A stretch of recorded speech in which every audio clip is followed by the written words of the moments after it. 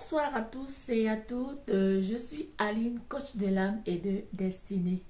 Je vous reviens ce soir avec une autre vidéo d'encouragement comme d'habitude. Bien avant de rentrer dans le vif du sujet, j'aimerais remercier le Seigneur pour ce moment que nous allons passer ensemble. Excellent Père de grâce, mon âme te loue, mon âme te bénit, mon âme te rend des multiplications de grâce parce que tu es Dieu. Père, je te prie de disposer les cœurs de tous ceux et celles qui vont me prêter leur attention, que cette parole puisse les booster, que cette parole puisse les édifier et que toute la gloire et l'honneur te soient rendus dans le nom puissant de Jésus. Amen. Le sujet que j'aimerais aborder avec toi ce soir, c'est apprendre à aller à contre-courant de ce que les autres pensent. D'après mon constat, je pense que les gens qui ont plus de succès dans ce monde sont des personnes qui, au préalable, ont pris des décisions à contre-courant de ce que les autres pensaient d'eux. Et je prends mon cas, par exemple, ici en Europe, je ne sais pas où, qui a instauré cette loi que quand un homme et une femme se rencontrent, ils doivent passer 2 ans de fiançailles et patati et patata. Moi, pour mon cas, j'ai fait moins d'une année avec mon époux et ensuite on s'est mariés. Et aujourd'hui, nous avons 15 ans de mariage.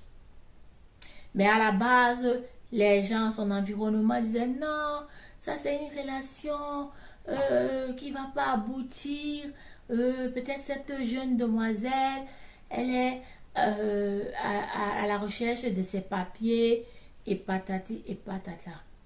Ça fait 15 ans. Parfois, il faut aller à contre-courant de ce que les gens pensent. Je pense que le succès se trouve à force d'aller à contre-courant. Les gens qui sont allés à contre-courant de ce que les autres pensent, à contre-courant de la méthodologie des autres, ont plus embrassé le succès. De nos jours, les gens veulent que les autres viennent les approuver, que les autres viennent leur donner le fil d'actualité de leur propre vie, mon frère, ma soeur. Comme je le dis le plus souvent, les gens ne vont pas, en fait, tout le monde ne peut pas t'apprécier. Et nous le voyons dans la vie des grands hommes et des femmes qui ont impacté le monde. À la base, personne ne leur faisait confiance. Mais eux, ils avaient une vision. C'est pour ça que c'est important d'avoir ta vision. Quand tu as ta vision, quoi qu'il advienne, reste sur ta vision. Que les autres approuvent ou pas, reste dans ta vision. Ne la change pour rien au monde. Et aie le discernement et sois sensible aux événements. Parce que je pense que certaines personnes ont perdu peut-être l'opportunité de leur vie. Tout simplement parce qu'elles voulaient l'approbation de leurs proches ou l'approbation de leurs amis. Dans la vie, il faut apprendre à prendre tes responsabilités. Comme je disais dans ma précédente vidéo, apprenons à prendre nos responsabilités à 100%. Tu n'as pas absolument besoin de l'approbation des gens. Parce que de toutes les façons, les gens n'ont jamais approuvé l'idée de quelqu'un du premier coup. Il faut toujours qu'ils te mettent le doute. Il faut toujours qu'ils t'amènent à douter de tes idées. Tu dois apprendre à prendre tes décisions et assumer. Si tu as pris une mauvaise décision, tu vas assumer les conséquences. Au moins, tu as eu le courage de faire le premier pas. Et c'est ce qui tue plusieurs parmi nous. Nous avons les bonnes idées. Nous avons acquis toutes les connaissances. Mais nous ne passons pas à l'action. Et tant que tu ne passeras pas à l'action, tu ne sauras pas si ton idée est bonne ou pas. Tu ne peux pas avoir les tenants et les aboutissants sans être passé à l'action. C'est très très important. J'aimerais parler à une personne ce soir. Apprends à aller à contre-courant, surtout dans cette société, dans cette ère d'aujourd'hui où le suivisme moutonnier est devenu la référence. Dès qu'on voit quelqu'un faire quelque chose, tout le monde fait pareil. Mais non, il faut aller à contre-courant de ce que les gens pensent. Quand je m'étais mariée dans les années 2000 au Cameroun, j'avais dit à tout mon entourage que j'aurais mis mon visa juste après le mariage. Les gens m'ont traité de folle, m'ont traité de prétentieuse, je ne sais pas. Les autres m'ont dit que je vois que le mariage était monté à la tête.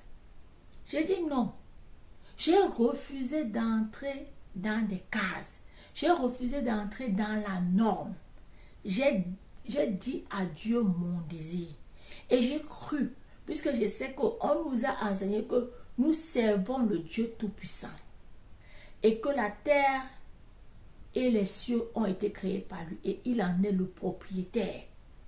C'est sur cette base que j'ai dit à Dieu que Père, moi je crois que toi tu peux faire un miracle dans ma vie. Dès que je me marie, je vais en France. Quand j'ai partagé mon idée au sein de mon entourage, il y en a qui m'ont dit que maman, toi là tu as le cœur. C'est pour vous dire que vous devez aller à contre-courant. Si je m'étais arrêtée pour écouter les paroles des gens, je n'aurais pas eu mon visa à cette époque-là. Mais quand je l'ai fait, j'avais tellement... Au début, c'était comme de l'amusement. J'ai commencé à proclamer, à déclarer que le visa là me sera donné quelques jours après le mariage. Et ce que j'avais proclamé, par la foi, s'est réalisé. Et c'est là que les gens ont su que donc on peut se marier à un expatrié et avoir aussitôt ses papiers. Oui, c'est possible. Donc, ne reste pas à rentrer dans les cases.